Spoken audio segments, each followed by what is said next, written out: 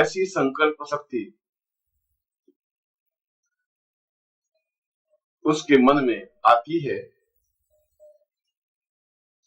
उसके विचारों में आती है, तब उसे साधक कहा जाता है। और ऐसा ही साधक सफलता पा सकता है, ऐसा ही साधक सिद्धि हस्तगत कर सकता है, ऐसा ही साधक देवताओं को बाध्य कर सकता है कि वे संपूर्णता के साथ सहयोग करें, अपना सब कुछ प्रदान करें। और ऐसा ही व्यक्ति उन देवताओं की कृपा से, उनके सहयोग से अद्वितीय जीवन, सर्वोच्चता और संपूर्णता प्राप्त करने का अधिकारी हो जाता है। ऐसी ही क्रिया को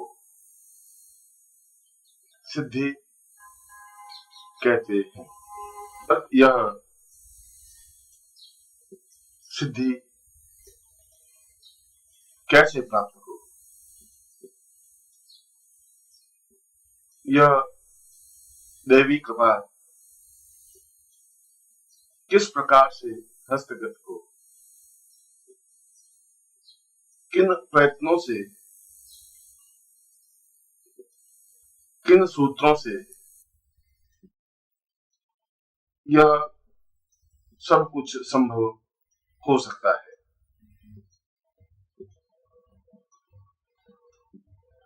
इन सूत्रों को साधना कहा जाता है, जिसके माध्यम से हम सही अर्थों में साधक बन सकें,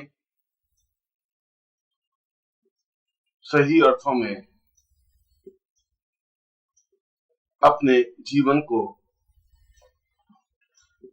संपूर्णता की ओर अग्रसर कर सकें, सही अर्थों में देवी कृपा प्राप्त कर सकें और सही अर्थों में सिद्धि हस्तगत कर सकें।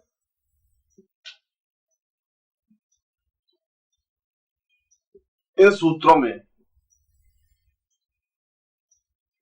आवश्यक है कि कोई हमारे जीवन में मार्गदर्शक हो, कोई पथ प्रदर्शक हो, जो इस रास्ते पर चल चुका हो, जिसे इन रास्तों का ज्ञान हो, जो अपने जीवन में देवी कृपा प्राप्त कर चुका हो, देवी और देवताओं को आमने सामने प्रत्यक्ष कर चुका हो, और जो अपने आप में संपूर्ण हो। इसे शास्त्रों में गुरु शब्द से अभिषिक्त किया गया है। गुरु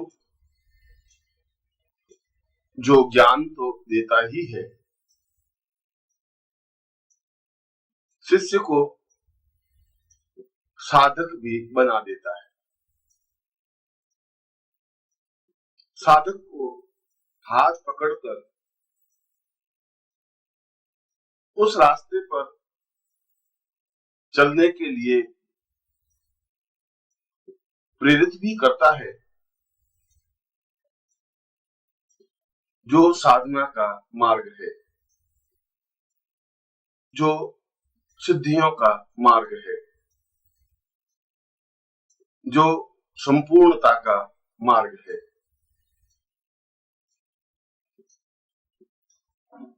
और जिसने अपने जीवन में उस आनंद को प्राप्त किया है, उस संपूर्णता को प्राप्त किया है, जो बहुत ही कम बिरले लोगों को ही प्राप्त होता है। पर गुरु की पहचान कैसे हो, कहाँ हो, कैसे मिले, और शिष्य में वह शक्ति, वह सामर्थ्य होती ही नहीं। शिष्य के पास वह आंख ही नहीं होती जिससे गुरु को पहचाना जा सके।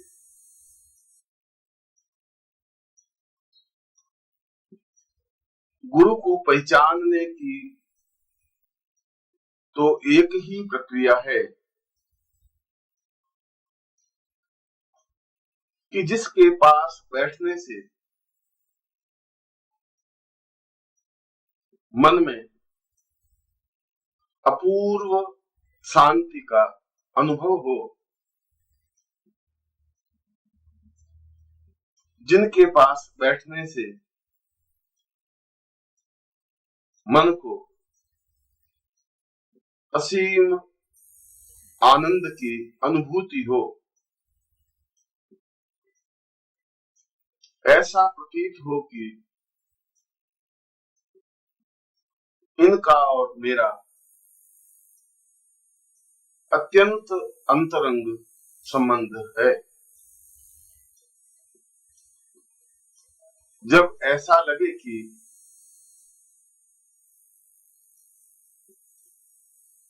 इसके और मेरे बीच कोई भेद या दूरी है ही नहीं,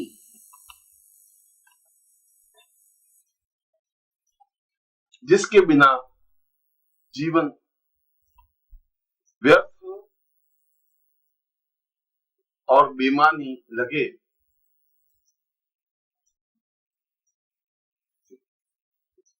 वही गुरु है, वही पथ प्रदर्शक है। इसी युक्ति से गुरु को छीना जा सकता है, गुरु को पहचाना जा सकता है,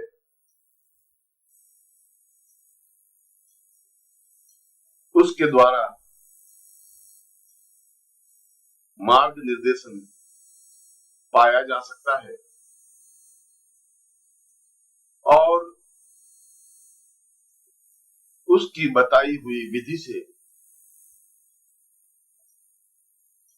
संपूर्णता की ओर बढ़ा जा सकता है। ऐसी प्रक्रिया को साधना विधि कहा जाता है। हम देवी कृपा या साधना प्राप्त तो करना चाहते हैं और इसके लिए प्रयत्न भी करते हैं, पर तुम्हारे प्रयत्न ऊपरी सतह के ही हैं।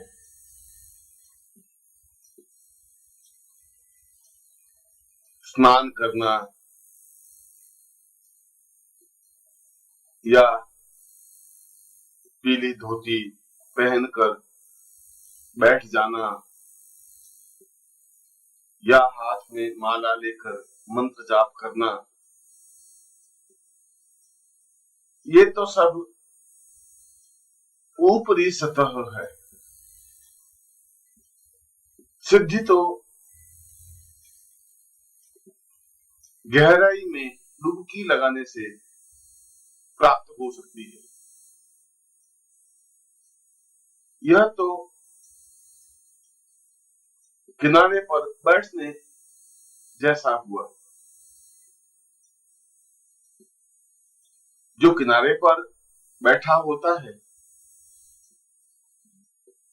उसे केवल घोंघे, शंख या सीपियां ही मिलती हैं, पर जो गहराई में डुबकी लगाने के लिए तत्पर होता है, जो चैलेंज का भाव लेकर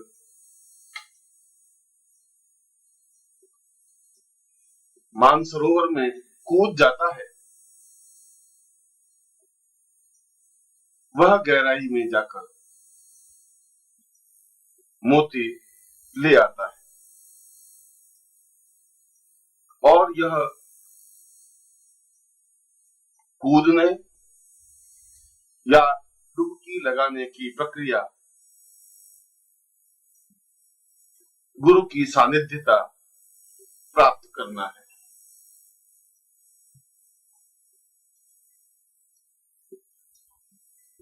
गुरु को अपना बना लेना या उसमें डूब जाना सही अर्थों में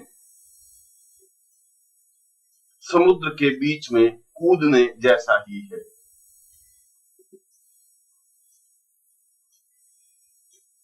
गुरु को अपने प्राणों में एकाकार कर देना ही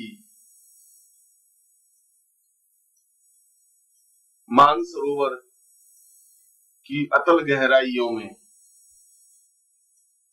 डुबकी लगाने की प्रक्रिया है। और शिष्य जब अपनी सेवा के द्वारा, क्रिया और प्रतिक्रिया के द्वारा, भावना और चिंतन के द्वारा नमस्कार। अगर आप सद्गुरुदेव डॉक्टर नारायण दत्त श्रीमाली जी के दीक्षित हैं या फिर आपके पास उनसे जुड़े हुए कोई भी अनुभव है तो नीचे दिए गए हुए नंबर पर वीरल पटेल जी को मैसेज कीजिए या फिर फ़ोन कॉल कीजिए और अपने अनुभव ज़रूर शेयर कीजिए। डॉक्टर नारायण दत्त श्रीमाली जी के आत्मकथा का संकलन करने में मदद करें। धन्यवाद।